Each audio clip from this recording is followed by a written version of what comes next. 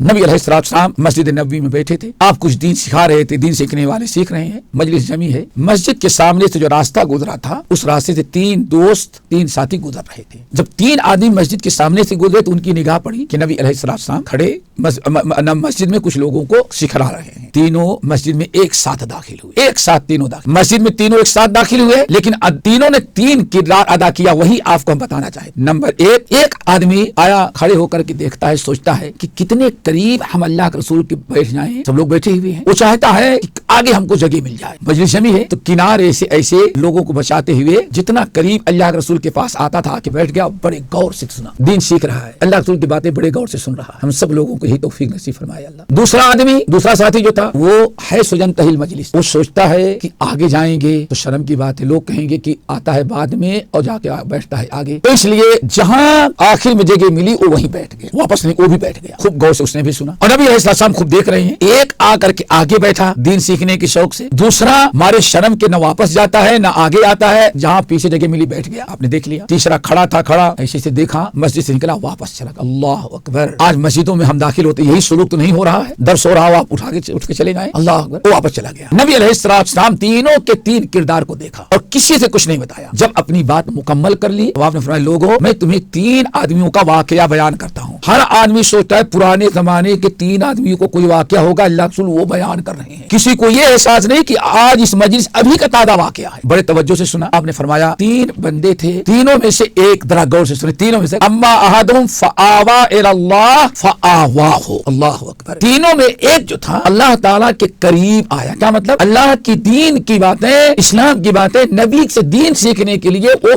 बिल्कुल करीब आकर के बैठा, अल्लाह अकबर। किनारे से जगह बनाते हुए बिल्कुल करीब आया। जब वो दीन सीखने की शौक से, नबी की बातें सुनने के जज्बे के तहत बिल्कुल करीब आके बैठा, अल्लाह उसके इस बैठक को इतना शौक, दीन सीखने का शौक देख करके, शौक और जज्बा देख के अल्लाह इतना खुश हुआ कि फ़ाआवाहुल्लाह, उसको अपने से लगा लिया, अल्लाह ने अपना लिया उसको, अल्लाह अकबर, अल्लाह ने अपना लिया। कितना खुश नसीब था। न सदका किया, न हज किया, न उमरा किया, मामूली एक चीज सी दीन की बातें, नबी की बातें, दीन सीखने की गरज से आपके करीब आकर के बैठा। रब कितना खुश हुआ।